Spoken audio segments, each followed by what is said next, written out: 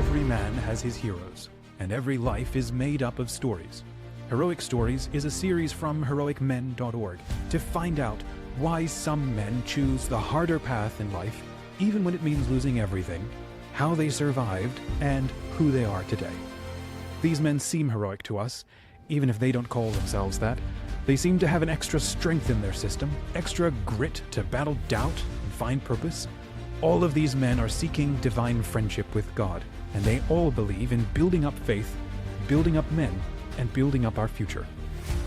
Sponsored by CatholicSpeakers.com and hosted by Dominic from Heroic Men, get the mindsets, the scars, and the playbooks that these men have earned the hard way.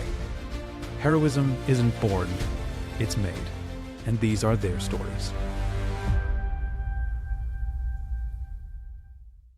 Hi men, and welcome back to Heroic Stories. I'm Dominic from Team Heroic Men, fortunate today to be joined by Bob Kroll. Good to have you, Bob. Welcome to the show. Thank you, Dominic. I've been looking forward to this interview. I think it's going to be a good one. You've not only got grandkids, but you've got an incredible story, and you've got a book on the father wound and beyond, confronting and healing the greatest wound of all. I won't get into that immediately, but we're going to come back and we absolutely have to talk about that. What it is, what it means, what do we do about it? So I love to kick off. First question, a story of heroism that absolutely lights you up. Where do you go with that? Sure. A story of heroism. I want to go into the direction of what was one of the biggest changes, the biggest events in my life. And that was when I went to Marianna, Florida. That's in the panhandle of Florida. I went on a men's retreat. This was back in 2010. And a friend of mine and I, his name is Sean, we drove 18 hours straight to Marianna to go to this retreat because our flight got canceled out of Milwaukee. And I received a message, one of those automated message from the airlines on the night before saying, hey, your flight's been canceled. Sorry about that. And so during that time, what was happening was this massive low pressure system going on in on the eastern part of the United States, and tens of thousands of flights were getting canceled everywhere. And I was just devastated because I was really looking forward to this retreat for men, especially for men who had difficult relationships with their father. And that's why I was just really saddened that I guess I'm going to have to miss this. But what happened is that I decided, let me just Google this. How far does it take to get to Marianna, Florida? It was 18 hours. How many tanks of gas is that? Yes, it's about, I don't know. Depends on your vehicle. I had a Buick LaCrosse, probably 3.5, I suppose, one way. But we chose to drive down there. It took 18 hours, and we arrived about 10 minutes p.m. on that Thursday evening when the event began. Now, Dominic, the man who was leading this retreat, along with several of his other leaders, this man was Dr. Bob Schutz. I don't know if that name, do you recognize that name at all? Center, right? I'm sorry, what was that? Is that the JP2 Healing Center? It is the John Paul II Healing Center. He is the founder. And he led this retreat, and it was an amazing event for me. I was able to receive some incredible healing that weekend because I grew up like so many men, grew up in an alcoholic, abusive home. Mom and dad both drank a lot, and me, along with my 8 other siblings, I was the oldest of 9 kids in our family, growing up in central Wisconsin, and we were at the wrong end of physical and verbal and emotional abuse from mom and dad. But I'll tell you what, Dominic, when it came from my dad, that was devastating because he is the man, the masculine side of my universe. Yeah. And what he said or did to me, that colored my young life. And I was just devastated and deeply wounded. And when I went to this retreat, an incredible healing took place. And I'm so grateful for my hero, one of my greatest heroes, Dr. Bob Schutz, who set up this retreat. It was called Restore the Glory Retreat for Men. And now Dr. Bob Schutz, he continues to offer retreats and other events for people to receive healing. And I got to tell you, Dominic, so many times us men, we are repelled. We want to stay from healing. We don't want to talk about our emotions, and we're supposed to be tough guys. Yeah. So often us men, we just never receive that healing. And when we do, we just become so much more of what God has meant us to be. And we can fulfill the mission that he has for us in our lives, to share the gospel, to talk to others about Jesus, to be a great father to our children, to be a great spouse to our wife. And when we are still suffering from those deep wounds, we just can't get there. So that's part of my mission, thanks to Dr. Bob Schutz, who taught me about this mission, because he also lived that through with his father and now shared it with others. So I live by this mantra, Dominic, that wounded people wound people, but healed people heal people. I love that second follow-up. I've never heard that. That's fantastic. So yes, after this retreat, I came back. I was on fire, an incredible healing. And the foundational thing that led to my healing was the forgiveness of my father. When I sat down with a very strong Catholic man, he was actually a professional marriage and family therapist, but he walked me through the process of this healing that took in this, we call it inner healing, that took place within me. And he got to the point where he said, Bob, do you want to forgive your father for all the wrongs that he had done to me? And I said, yes, absolutely. There was so much grace flowing this weekend. And I forgave my father from the depths of my heart. And it changed my life. I came back home and I was so much more loving towards my wife. My children, I saw them in a different light. I wanted to be a great dad for them. And I realized that I had been wounding them so deeply because of my wounds from my father. The generational thing was happening, and I wanted to stop that. And so I eventually, shortly after, I started researching this topic called the father wound, something I had never heard before. And I began researching, putting together a talk, and then asking people, can I speak about this subject? And I started talking in the parishes around the area, and I was getting such resounding, wonderful feedback from people, realizing, wow, this is a universal wound that people are suffering with, whether it be men or women. And I would get standing ovations, and people would be coming up after me and tears flowing, and great healing that was actually taking place during my talk as people were able to go back into their childhood and relive some of those things and accept the fact that forgiveness is so foundational for that healing to take place. Hopefully this all makes sense here, Dominic. This is amazing. Oh, so you speak on this topic to both men and women, and it lands for them as both together. Yes, I do. And I have such a love for men because the enemy targets us more than anyone else. If God the Father was there in the garden with his children, and the enemy said, I am going after those children because I can't get back at the Father, so I'm going to get back at those I can get back at, Adam and Eve, our first parents. And that's where it all began, where the enemy tried to destroy fatherhood. I'm trying to think of that quote from, let's see, that would have been John Paul II, who would have said in Crossing the Threshold of Hope, he said that original sin is the attempt to abolish fatherhood. Original sin is the attempt to abolish fatherhood. Of all things he could have said, he said the abolishment of fatherhood is what the enemy was after. And so here we are in the world we live today, and men are under attack. Masculinity is under attack. Fatherhood is under attack. Marriage is under attack. But the devil goes after the men. He goes after us. I don't know, Dominic, maybe you have felt that. Maybe you've seen it. Maybe you've heard men talk about it. But I can certainly share that, yes, I see it all over the place.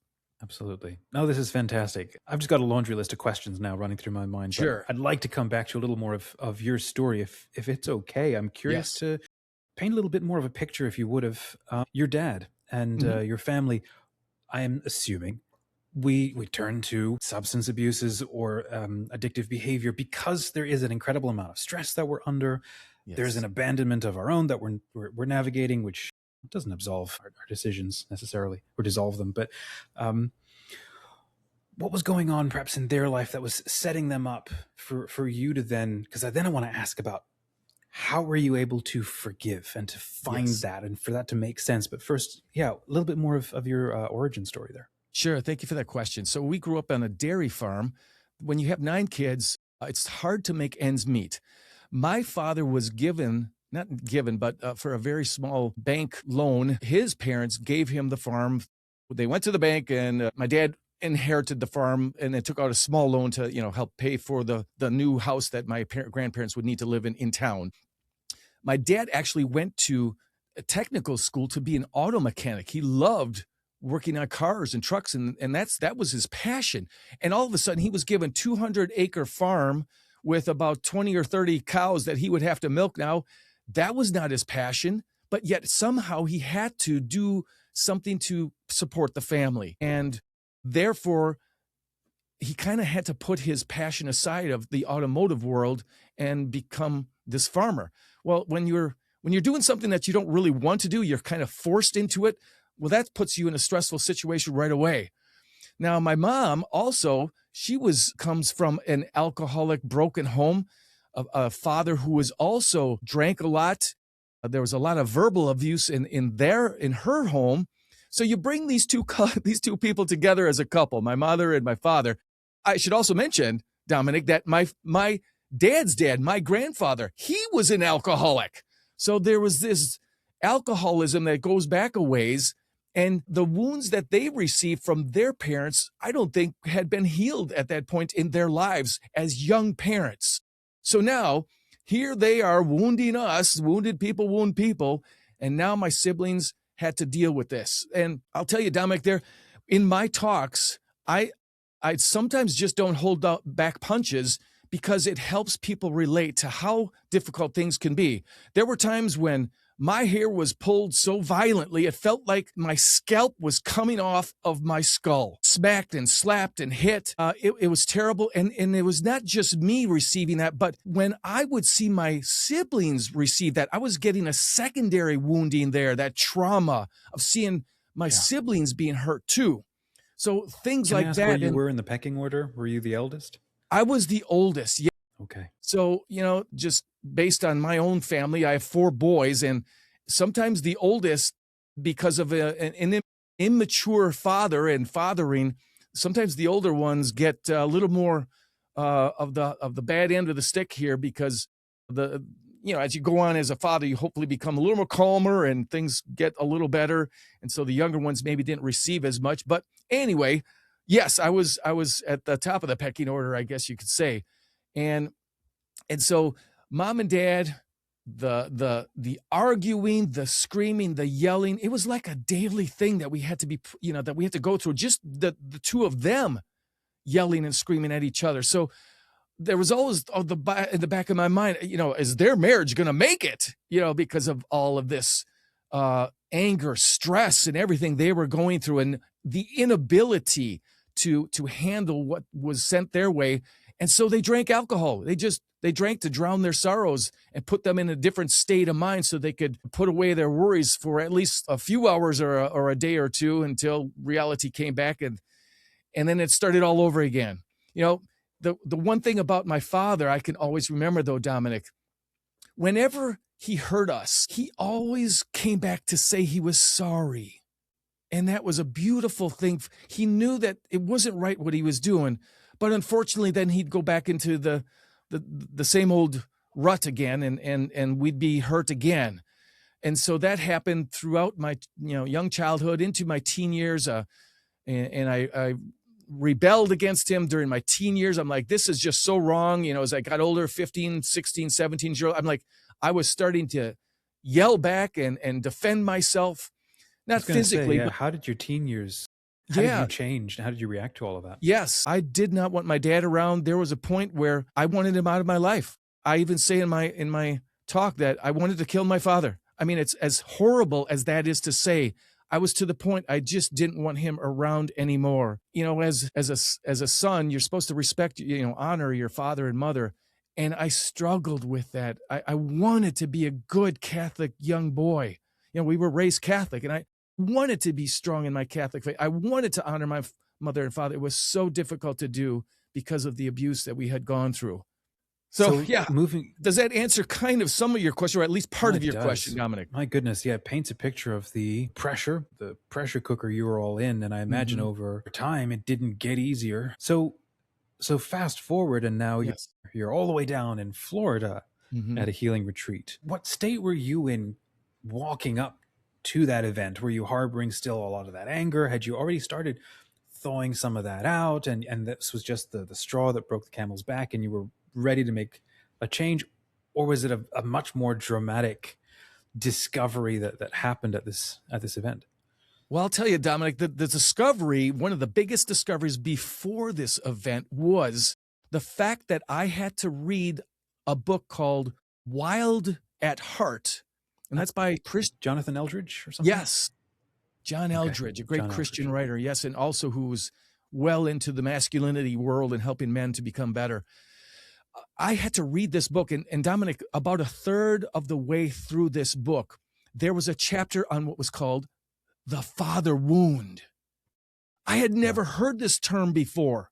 And as I read it, I'm like, this is the story of my life, where a father who neglects or abuses his son causes such a deep wound in that young boy's heart that the relationship begins to break apart. And now father and son split, and there's this bitterness, resentment, hatred, unforgiveness that begins to build in this little boy's heart because of what dad has done. So because I read that book, Dominic, I'm thinking I have to go to this retreat. There's no way I could go. I can't miss this. I have to go. The grace was beginning to flow, Dominic. I wanted to change things because I was having explosive episodes of anger towards my own wife and my own children, and I was hurting them. And I wanted that to stop. And so right there, I knew I had to go. And when I was there and I was able to speak with that Catholic therapist, it was the life-changing event, especially when he asked me, Bob, are you ready to forgive? And it was so life-changing, Dominic. I wish I could express it. Well, I do, I guess, in my talks. When I give my talks to men, I go into a little more detail in my book too. But it was such a life-changing event. It wasn't a gradual thing for me. And sometimes it is for men. Healing can take a gradual course, through days or months or years for healing to take place. But for me, this was a massive event for me. And I was ready for it, and God gave it to me. And I'm so grateful that it happened for me. So what changed?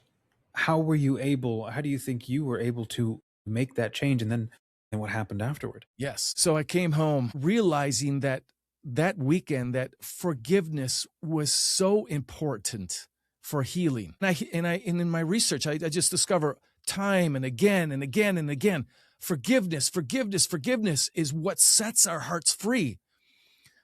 When we are when we're in the point, or we're in the part of our life where we refuse to forgive, we hold on to this resentment, and it just puts us in a cage.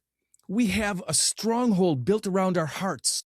We can't love, we can't give love, we can't receive love because this stronghold, this wall, this defensive wall is there.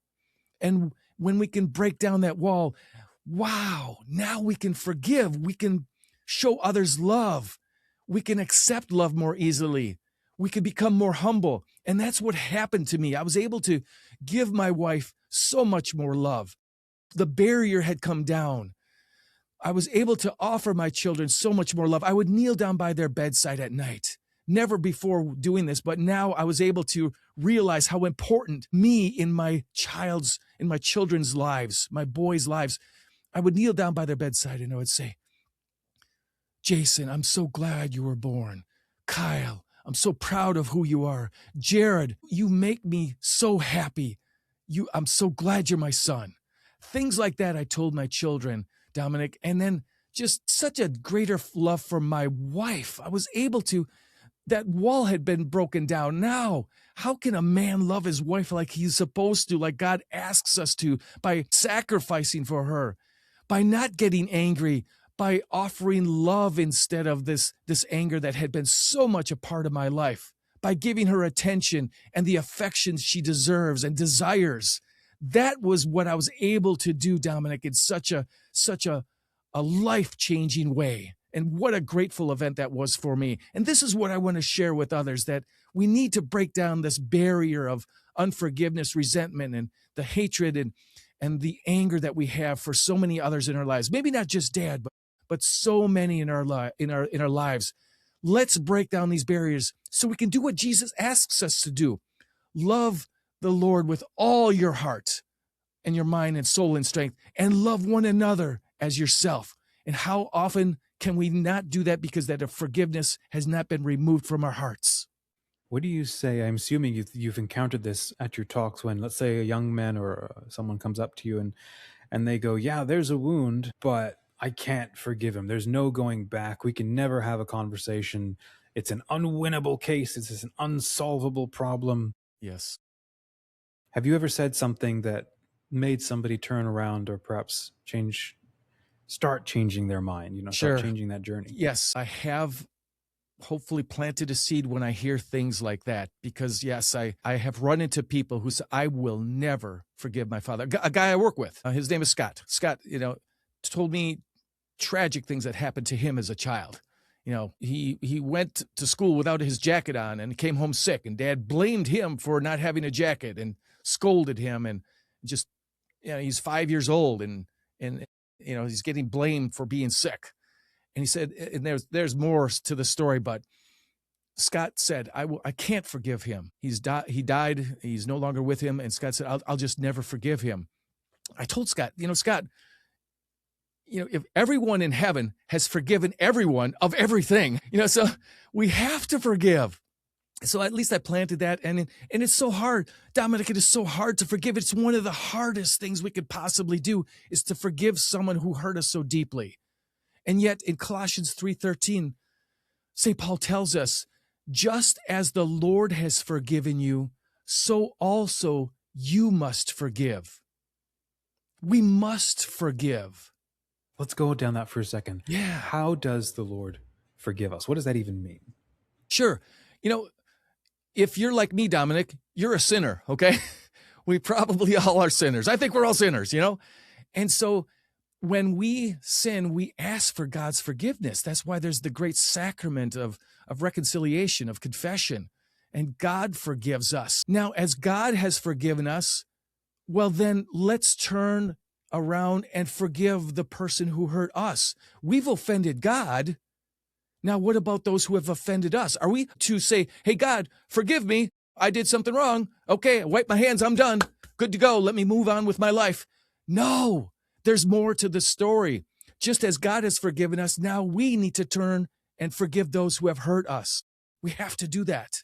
It's just part of the gig. It's part of the deal. And if we don't forgive, that mercy that God wants to bring into our hearts to show to others, it's very difficult for that to happen. Even the Catechism talks about that the mercy from God wants to penetrate our hearts, but when there's the barriers there, the strongholds, the walls, it's so much more difficult for that to happen. So we have to forgive. Yeah. There are a lot of situations where perhaps it has to be one-sided. Perhaps there's no possibility of a conversation, let's say with the dad. What do you do then, or what do you counsel men then? When they just refuse to forgive, is that what you're asking, Dominic? Well, let's say that they want to, but there's no ability to have a conversation, with the dad. Doors closed. It ends up being like a one-sided kind of thing, and there's no way to repair a relationship, that kind of thing. Right. What do you encourage or counsel? What do they do? What do you encourage them to do? Right. So sometimes there's no reconciliation. It's not safe to be with that person. That person's heart is still hardened. And so the person may have passed away even. So how can you reconcile with someone who's not here anymore? The attempt at forgiveness can be a one-way street. You don't need to tell that person. It has to just come from within our hearts. If we tell God, I forgive this person, if we feel it within our hearts, that's where we need to go. Whether that person knows it or not, that person may not even realize how deeply they've hurt us. So to say I forgive you doesn't even mean anything, because, gee, what did I do? Why do you need to forgive me? I don't even recall hurting you. So, but if it comes from within our own hearts, that's where it really needs to begin, and that's where it takes place. And so that's my counsel to men. Just ask for the grace from God. Jesus was on the cross and he said, Father, forgive them. They know not what they do. Dominic, he's going a step beyond. He's not saying, I forgive them, Father. He's saying, Father, not only do I forgive them, but I want you to forgive them also. So what a great example from a perfectly innocent man, Jesus, the greatest of all heroes, who said, I forgive you. I forgive all of humanity. I forgive those right there on the ground who are mocking me, who have tortured me, who are killing me. I forgive them. So can we do the same? We are sinful. Here's a sinless man. He forgave. Now can we forgive? We've hurt others. Why don't we give that a shot? Let's choose to forgive. You mentioned a couple of minutes ago about how you started noticing your explosive anger and everything towards your family. Can you go down that for a minute? What is some of the other fallout, that you were starting to experience, where it was starting to become really obvious to you that this was a grief that was getting into everything, and you weren't kind of even driving the car? It's like your wounds were, taking over and stuff. What other things were you noticing in your life were affecting you? Yes. Because of all of this? Sure. So you seem like a really calm guy, and Dominic, maybe you've never experienced anger like I have, but no, I have a problem with anger. That's why I practice being calm. Most of us do. Yeah. One thing I did notice, Dominic, when I would get angry, I would start to lose my ability to think. My emotions would take over, and I would even start fumbling my words. I can't even speak. The rage was so dominant. It took over my mind. So I just have to, look like a fool, of course, in front of my family.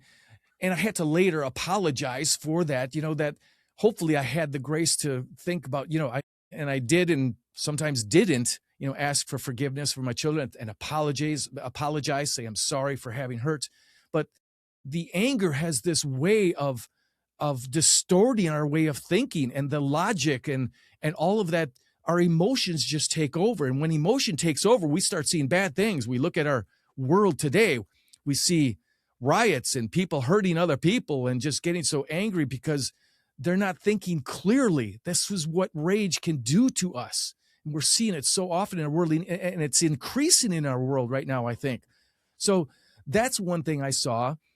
And then this is something, Dominic, that I talk about in my talks, in my book, I mention it, that back when I was a teenager, Dominic, when I had to give my father a hug, maybe I was leaving, maybe he was going somewhere, and I had to, he wanted to say goodbye, and I had to give him an obligatory hug.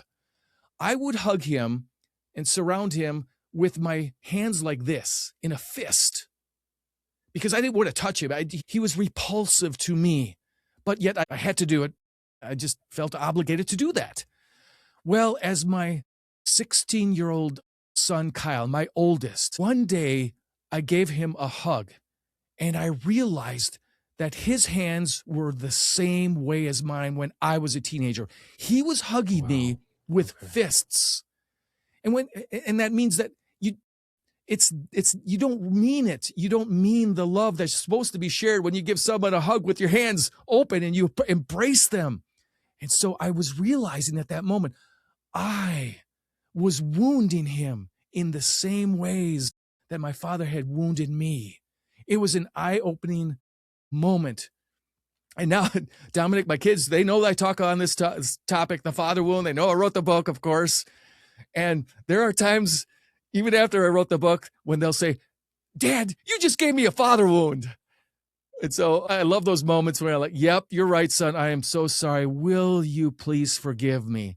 And I've taught my children, I've taught my wife the importance of forgiveness when we do hurt someone and how important it is to forgive. Even my wife, when she'll say she's sorry to me and she'll ask for my forgiveness. And immediately, I don't want to hold a grudge whatsoever. Immediately, I've understood that it's so important to forgive. And the sooner you do it, the better. So I will forgive her right away. And I'll tell her, I forgive you, with a smile on my face. And I'm so grateful that she says she's sorry. And I'm so grateful that I have that grace to forgive right away too. And that's what I want to teach my children, my family, my grandchildren, everyone. Forgiveness is so powerful. Yeah. There's Well, I've got to ask, what happened with your dad? Yes. Thank you for asking that. My father is still alive. He's 83 years old. He does have cancer, so I'm not sure how long he's going to be around. But Dominic, during this retreat that I went to in Florida back in 2010, I was able to go to a priest on Saturday evening. It was closer to midnight. It was almost like Sunday morning because there were so many others in front of me for this priest. This priest could read souls. And I was able to offer a general confession. That's like a lifetime confession. All the things you could possibly think of, you confess. And that's what I did at this confession. And so Father read my soul and he told me, Bob, I see things. I see things like your father was abused worse than you were. Bob, I can see that you made an inner vow to yourself that you will never be like your father. So that's like a stronghold, these inner vows that we make that cover up our hearts. I'm never going to be like my father. Never, ever, ever. I mean, those are powerful words. So this priest was able to discern that because of his ability to read souls. He said, Bob, your father was abused worse than you were abused by his own father.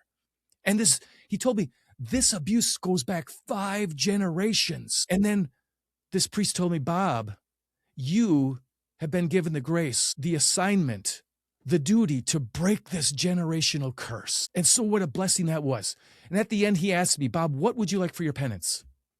And I said, what if I write a letter to my father telling him the things that he did to me, the pain that I went through, the emotions of fear and anger and sadness and bitterness, all of these things that happened to me because of the pain and wounds that were inflicted upon me. He said, yes. That is a great penance. So after I came back from the retreat, maybe it was at the retreat, I don't remember, but I wrote a 3.5-page letter to my father. Wow. And I told him all the things that I could recall that he had hurt me. And I just laid it out on pen and paper. Dad, this is what you did to me. Let's face the facts. And I mailed that letter to him. At the end of that letter, I said these words, Dominic. I said, Dad, even though all of this happened to me, I want you to know that I love you, Dad, and that, Dad, I forgive you. And that's how I ended my letter. And it wasn't until 2-3 months later that I went to visit my mom and dad. And my mom, I asked my mom. What was that conversation like? Yeah. I asked my mom, did Dad read my letter? And she said, yeah, she did. Yes, he did. And you can imagine being confronted with this, as my dad was probably in his late 60s when this happened, when he read this letter, and being confronted with something that happened decades ago, and a son who's 43 years old is now explaining the pain you caused and how this is still affecting him so many years later. And so eventually it got to the point where I did sit down with my dad, and I said, Dad, what do you think of my letter? And he said, he was so sorrowful. He said, Bob, well, he probably called me Bobby. That's my name for my mom and dad. Bobby, I am so sorry that this happened to you. I am so sorry I was not the father I was meant to be for you. I wish I could change things. I wish I could have been a better father to you. And you could tell that sorrow was there and asking me for forgiveness. And of course, yes, Dad, I forgive you. I forgive you. And then at that moment forward, it became a relationship grew that had been so out of my life, a relationship that I was able to rebuild with my father that had not been there for so many years. We began to speak on the phone 2 or 3 times a week. And he would say over and over again, I've heard many times, I wish I could have been a better father. I wish I could have changed things. And he became more prayerful. He was not a man who was very into his Catholic faith, but he started becoming more into his faith and leading the family in prayers and studying the Catholic faith more and talking to people about the Catholic faith. This was a healing moment even for him during these times that I was able to speak with him. And that he and my mother went to Retrovi. The Retrovi is that program for marriages that are really struggling. And during this Retrovi weekend retreat, he told me how he had received a great healing during that retreat weekend. And so there was moments that God gave him opportunities to receive more healing in his life. And the relationship between him and my mom, his wife, that greatly improved. And then Dominic, I want to leave this with you, Dominic, about this relationship with my father. How had it improved? I went to my father. I had been speaking about this thing about my father and the wounds that he inflicted upon us. And there were things I was saying, not so good, not so good things, giving actual examples of the things we had to go through. And a woman came up to me afterwards and she said, Bob, does your father know that you're speaking about these things? Because there's some things that aren't so good about him that you're sharing with the world here. And I said, I never know. I haven't gotten his permission to speak about this. So it was Easter on 2015 on Sunday afternoon after dinner. I had been speaking and I would get these feedback forms and people would explain how much they enjoyed this talk. What were the takeaways on a scale 1 to 10? What would you rate this talk? And I was getting 9.3s as an average. People really enjoyed this talk and it was hitting home with them. And I showed them some of these feedback forms. This is what people are saying. Dad, I'm bringing healing to these people. My mom was there at my side too as I was speaking to my father. And my mom began to cry. And my mother said to my dad, Bob Sr., my dad, he's asking for your blessing. And I said, yes, Dad. Can I get your blessing? Can I get your permission to speak on this? Because I think it's going to change lives. And my dad didn't say a word. He just made the sign of the cross over me right then and there to give me his blessing to go speak about this. And you can imagine, Dominic, the humility that my father had to have in order for us to be able to share, for me to be able to share the devastating things that happened in my childhood, and now the restoration that had taken place with me and him, and how this could bring great healing. In La Crosse, Wisconsin, I gave a talk to maybe 300 or 400 men, and my father was in the audience. The other men did not know he was in the audience. But near the end of my talk, I said, gentlemen, are you the same man you were 10 or 20 or 30 years ago? I could see men, shaking their heads. No, we're not the same man. We've hopefully grown in holiness, grown in virtue, we're striving to become better men. That's why we're even here. I said, men, you heard me speak about my father back when I was younger. He is not the same man that he was 10, 20, 30 years ago. And gentlemen, I'd like to introduce you to my father. Dad, would you please stand up? My father stood up. And you could hear a pin drop. And then slowly, one by one, the men started to clap and they started to stand up. And pretty soon there was this amazing auditorium filled with cheers and clapping. And it was such a beautiful moment for my father to realize that those men were applauding him for being humble enough to allow this story to be told through me, through his son. And now I consider my father one of my best friends, and I know that he feels that I am a beloved son of his. It's a beautiful thing. And I know a lot of men may never be able to reconcile like I have with my father, but know that there is a Father in heaven who loves you and calls you a beloved son, and he wants a relationship with you, just like I now have a relationship with my own earthly father and a great relationship with my heavenly father, but our heavenly Father wants it for you too, men. All of you, he wants this for you. You had said right at the beginning that your father was the image of masculinity for you, for the world and how the world works. And when it comes to our faith lives, we often read into God the Father the image and the example that is mediated, is lived out to us. And because of that, a lot of us end up but having father wounds with God the Father. Yes. That may or may not be true. It kind of doesn't matter. It is an experienced wound. It's something that we feel and that we take. And a lot of us will just walk away from the faith, from being able to have any sort of relationship with God the Father. Yes. How do you respond to that? Or what have you even counseled along those lines? Right, sure. Well, the beautiful story in Scripture about the father who gave up his inheritance for his son, the prodigal son story, and how you can be someone who's rejected God the Father. You can be someone who's left the faith. You can be someone who's lived a life of dissolution, all the yucky things that you shouldn't be doing, sinful things, and the anger, bitterness, hatred, all of that stuff still there. And yet the Father will still call you home. And there is a reconciliation that he has his arms wide open, but he won't make you come home. Just like the prodigal son, he had to choose to come home. He was looking at his life.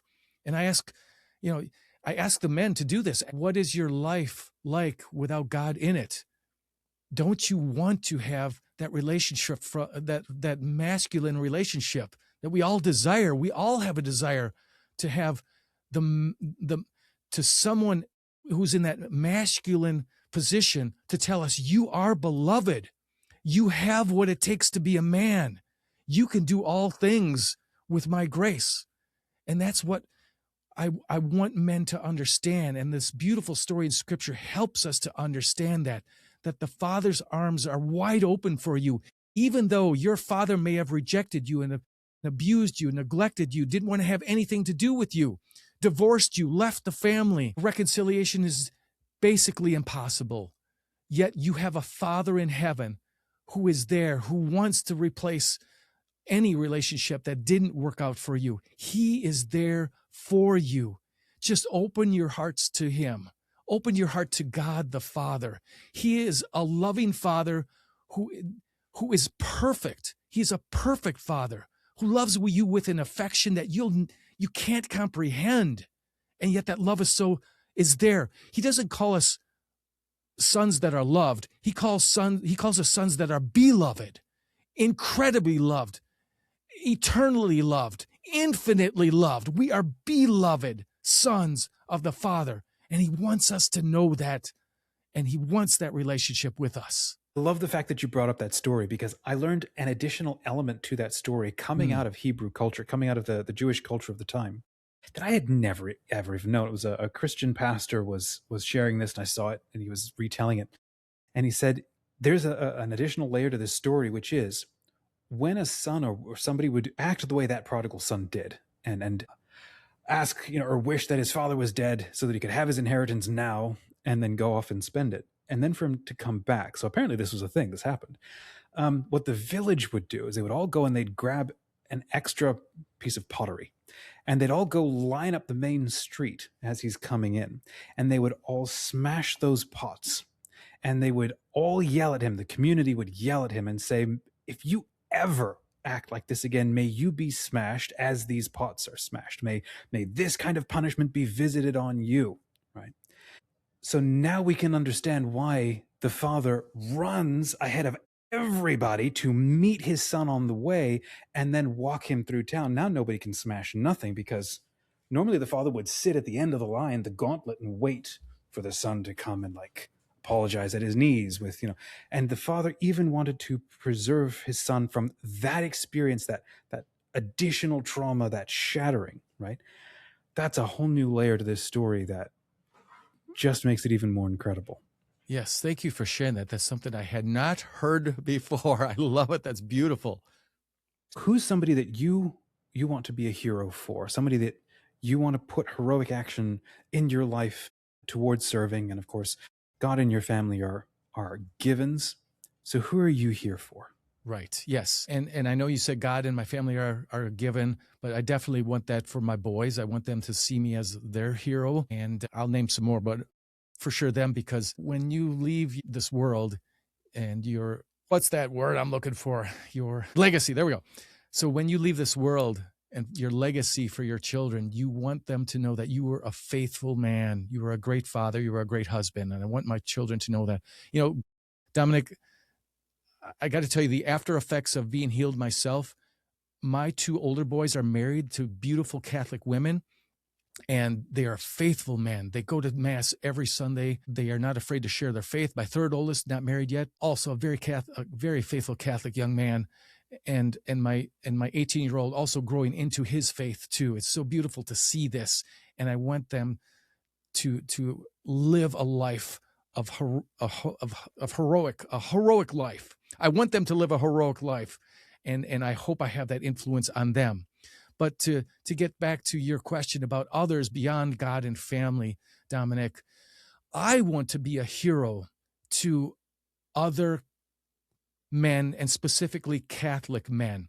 And am I allowed to show my book? Can I do that? I'll just show you. You can cut it if you don't want to. Please go ahead. Yeah. So here's my book, The Father Wound and Beyond: Confronting and Healing the Greatest Wound of All. For Catholic men. If you can see that on the bottom, it says for Catholic men, because I want to really narrow down this idea of getting to men who are in the Catholic faith, that niche, because I know that as Catholic men, we can go out into the world wherever we are and spread the beauty and goodness of masculinity and fatherhood with others within our own workplace and in our own families. I want to be a hero to them. I want to be able to say to them, gentlemen, your relationship with your father may not have been all that great, but there is hope for healing. You may not be able to reconcile him. Some of you might be able to, but there is hope that by offering forgiveness, great healing can come your way. And now, through your healing, you can bring healing into the world, into your own family and beyond, into your neighborhood and community and beyond that. And that's what we need so desperately in our world today, is so much more healing for those who need it desperately. Again, healed people heal other people. And I want to offer that to the men and share my testimony that it is possible. And as a secondary hero that I want to be for, Dominic, is for the children who are being abused and neglected and rejected in our world so much today because they don't have that wonderful father figure in their lives. 41% of marriages end in divorce. That's so devastating for children. So many of our men, 93% of the men who are I should say 92% or so of the people who are parents in prison are men. So there's only about 6 or 7, 8%, whatever it is, are mothers, but 92% are fathers who are in prison, those who are parents. I hope that makes sense. So there's so much hurt out there, and I want to be a hero for the men, and then that passes down to the children. The trafficking that's going on with our children nowadays, who's defending them? There's so many orphans out there. They need someone to step in to be a father. And so we can not only father our own children who are biologically next to us and near to us, we can go beyond that and be fathers to others. I have a young man across the street, Dominic. His name is Tristan. His father left the family years ago when he was 9 years old. Tristan was raised as a Lutheran. He doesn't go to church anymore, but just a few weeks ago, he came to me and he said, Bob, I've been looking and researching and seeing so many things about the Catholic faith. I think I want to become Catholic. Can you help me? And now for the last several weeks, we have been able to go to Mass with him, and he wants to become Catholic. So through the years, I've been a mentor, a father figure in his life, and I'm seeing the fruits of that taking place now with him being like a mid-20s something young man. And so it's things like that where we could change the world by becoming the great fathers and showing this fatherhood to others within our lives. I want to be a hero for these. I want to be a hero for these men so that they can be heroes to their children and beyond. Thanks for joining us. If this story connected with you, send it to someone. And if you want to chat with us about anything that we've said, send us a message at heroicmen.org/stories. Our partner at CatholicSpeakers.com has built the easiest way to book powerful Catholic speakers for your men's event. They are the #1 resource worldwide for event organizers and Catholic speakers. Book easily, confidently, and ask for several grants to support ministry to men. Visit heroicmen.org/speakers today. Come and share your journey in the Heroic Brotherhood, our online community for Catholic men like you. Get the app with the best Catholic media for men, including Heroic Men's original series, Be a Man. It's all free because an alliance of donors already paid it forward for you. Stand with us Let's build the future of Catholic men. Will you pay it forward? $5 a month pays it forward for 5 men. Visit Heroic Men to stand with us. Because men like us, we leave no man behind. Visit heroicmen.org today.